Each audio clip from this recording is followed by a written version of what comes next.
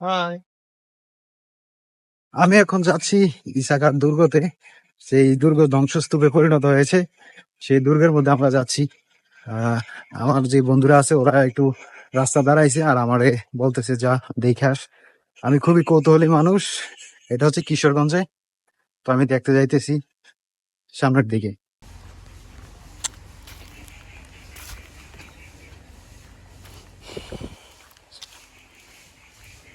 এটা কার কবর জানি না।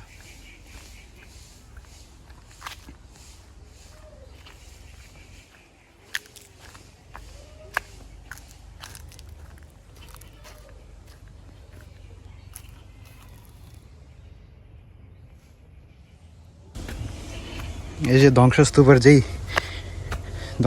ইট পড়ে আছে, এটার মধ্যে আসলে দেখার মতো কিছু নাই।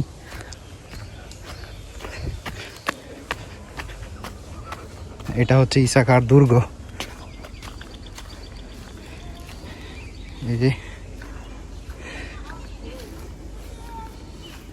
এই যে এটা হয়তো এটা কবর ছিল অথবা কিছু একটা। আসলে এখন দেখার মতো বর্তমানে কিছুই নেই, সব ধ্বংসস্তূপে পরিণত হয়েছে। আর এদিক দিয়ে